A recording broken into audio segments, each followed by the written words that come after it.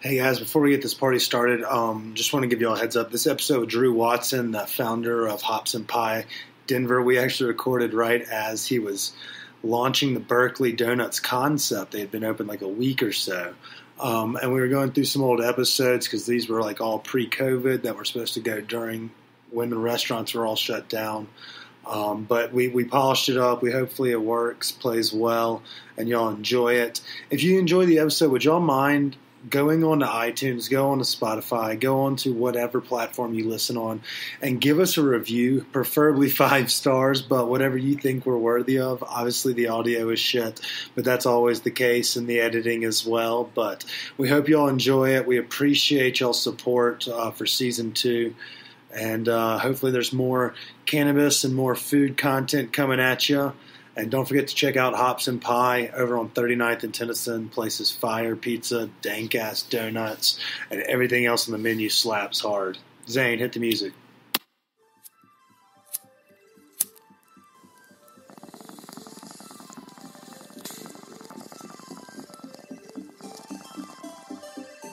The suppression of the use of marijuana and of the forces lurking behind it are the most important jobs this department is now engaged in.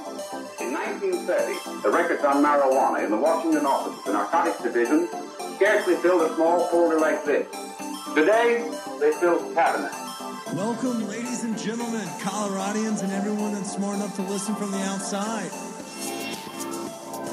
One of the most amazing plants we've ever discovered. The pot party, the trippers, the grasshoppers, the hip ones, all gathered in secrecy and flying high as a kite. Wall-to-wall salmon here. We also quote a lot of movies. So if you That's know fine. movies, then it's you my make... wheelhouse. As long as they're from the 90s, I'm in. Wayne's World? Come on, all of it. Dude. You want to go verbatim or? I mean, we can do a little bit off the cuff, but I mean, if she was president, she'd be Abraham Lincoln. All right, you ready? Yeah. 3, 2. Welcome back, ladies and gentlemen, to another week of Stone Appetit with your host, as always. There's our cameraman. What's it called? So your host, as always, it's me, Kip. And to my left, I got my boy, Broken Arm Chris. Chris, how are we? Broken Arm. I'm doing all right, though. I'm sipping on a beer from Comrade Brewery down here at, where are we at? We're at HopsNPie on Tennyson Street. So everyone has heard us say that this is easily one of our top 2 favorite pizza places in Denver. And now we finally get to sit down with the man, the myth, the legend that is behind it. Mr. Drew, I don't even know if I have your last name, but we're a first name basis kind of crew. Drew, how are you today, brother? I'm so good. How are you? Dude, we're doing well. We're doing well. Hey, Zach, how are you? Zach. Wait, Peyton, sorry. Yeah, you did. I blew that one. I forgot your name. What's it called? So Peyton's here. All right, Drew, you're doing well? I am doing well. Dude, well, we appreciate you joining us today. We're ready to kind of sit down and pick your brain. You have one of the more creative pizza spots in Denver, a place that's been holding down the fort while there's been a world of turnover here on Tennyson Street. You seem to be one of the big staples here. And in addition to HopsNPie, you're bringing a new rendition to the kitchen. And we're ready to pick your brain about your new venture, the Berkeley Donut. So we're fired up to have you here. You're probably a regular listener, just like the thousands of Coloradans across the state. But we like to start every episode the same way, and that's by thanking our sponsors at Live Nation Colorado. Without Live Nation, I'd be poor. I would not be able to go to concerts. I wouldn't be able to pay for drugs, and my alcohol tab would be a lot lower. So thanks to Live Nation and Fillmore Denver. Without y'all, none of this would be possible. Chris likes to kick off this episode the same way every time. After I do a 2-minute rant intro, Chris takes the reins. So Chris, I'll leave it to you. I'm going to catch a buzz. This is kind of the first window into who Drew is. All right, Drew, are you a transplant or a native? Transplant. Transplant? Where are you from? Plymouth, Massachusetts. Plymouth, Massachusetts. Is that where we landed? Yes, sir. That is the place. Mayflower, the Rock. Are you an Pilgrims, all of it. OG? Are you like an OG American? Like I'm from Plymouth. I don't know if that makes me an OG, but as close for closer conversation's to an OG sake, let's than say we so. are. was your I'm family OG. on the Magna Carta or the Pinta? Both. Yeah. Wide roots, real wide roots. Okay. So when'd you come out? What brought you to Colorado? I got here via California. Been here about 10 years. And my wife and I were working in San Diego before this, running other people's restaurants, and we just decided that, we're running other people's restaurants. Let's try and do this ourselves. Kind of felt like we couldn't do it for other people anymore.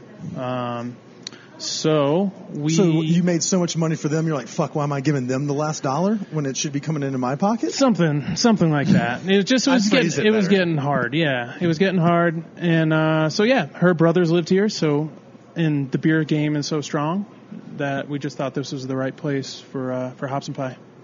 What kind of food were y'all slaying out there on the West? Were y'all Mission Beach folk? How was the San Diego scene? Solana Beach. Okay. Shout out to our boy Zach. Just a hair north. Yeah, we were there for about 3 years before that. We met in Napa, and we lived and worked in Sonoma, Napa for like 5 years. We were fine dining kids before the pizza game. Was it a wine thing, or were y'all always like food back of house crew? Because it seems like y'all are kind of in the mecca of like obviously the hooch as well. Yeah, we did the wine thing. Leah more so than I. She's front of the house. But we did meet in the kitchen when she was doing her externship from CIA, Culinary Institute of America.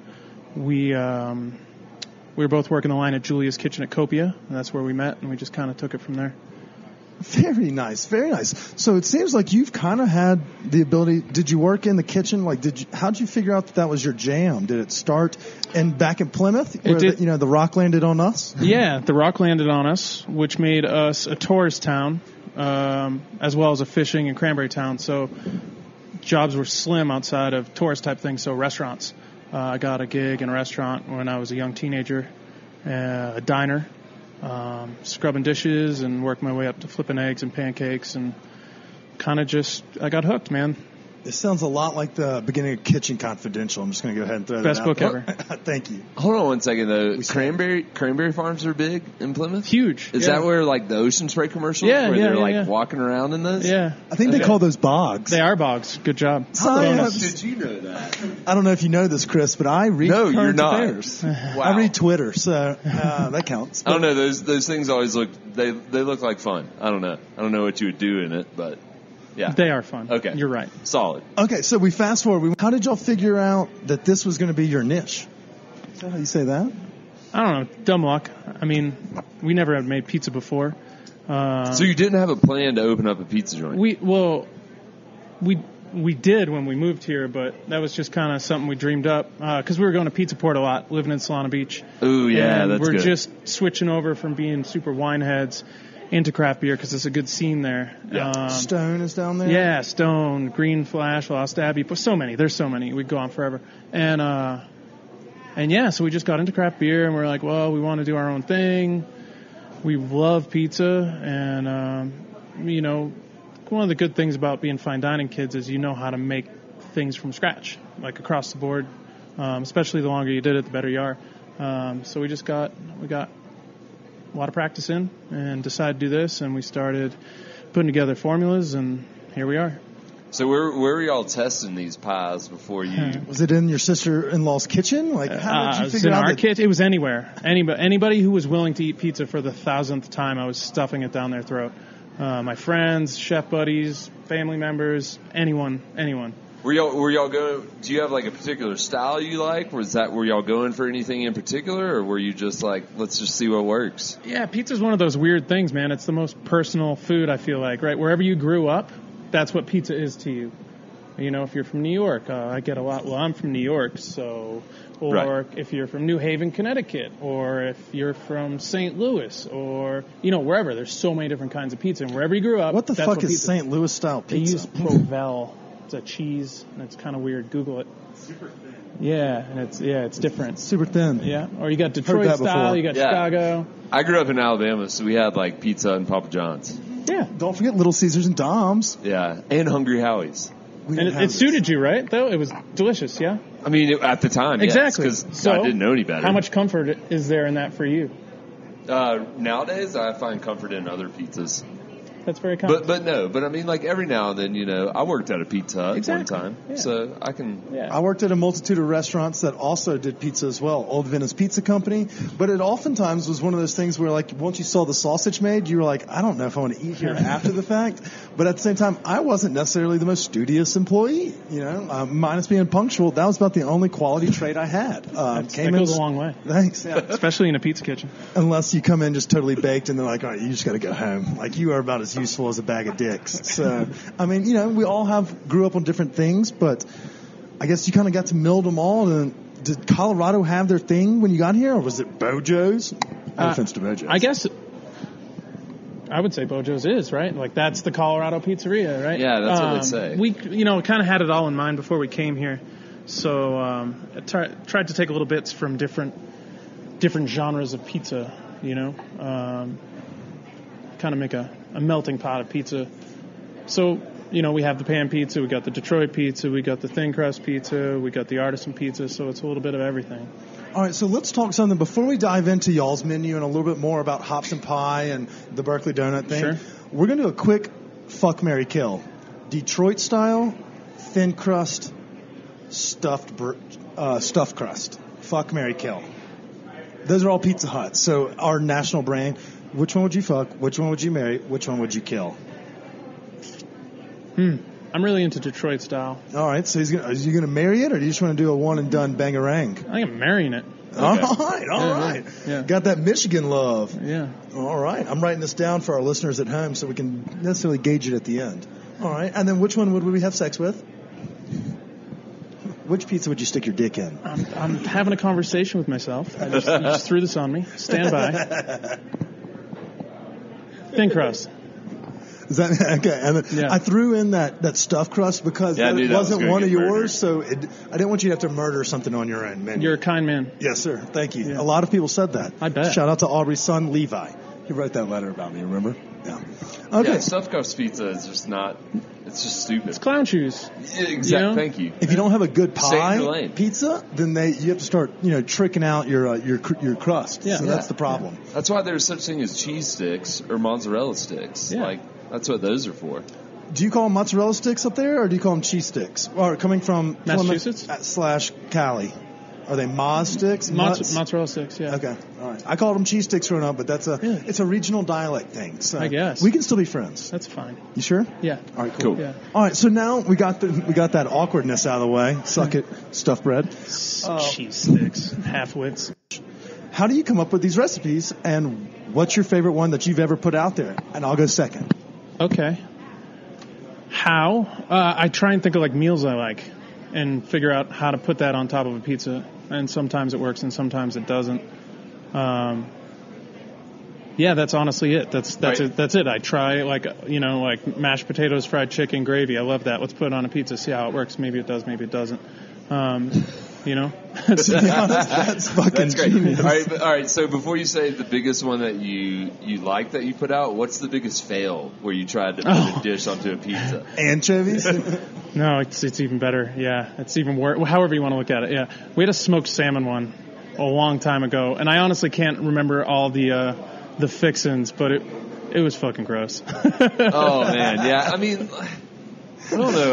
Was it like capers and like? Yeah, it totally was capers and red onions and some other stuff. So it doesn't sound good. It was basically a lox bagel, right? Which I love. Thinking, why don't we just? It's bread. Not on pizza. Keep it out of the oven. It's all right, fine. best one. My favorite one is mashed potatoes, steak, sautéed mushrooms, bell peppers, and Swiss. So it's a steak dinner on a pizza. And also, that's kind of like a blue plate special, and which is it's a meat and three. In the South, we call it a blue plate because the blue collar people would get them, grab them, go quick. And that's what it was. It was like a Salisbury steak or, like a chicken fried steak or whatever, mashed potatoes and gravy. You get the green bean in there if you were really crazy, but a sautéed boomer, I mean, that one slaps. Yeah. Good question, Chris. I like that pizza. Yeah. Okay, but it's not just the pizzas that have this creativity and I guess the ingenuity that y'all come. Y'all also have sandwiches of the month, and I mean, y'all have a wide array of other shit on the menu that slaps just as hard as the za. Would you mind telling our listeners not only about what the Sammy of the month is that they could probably see on our Instagram page, but just how you come up with those as well? Is it the same concept?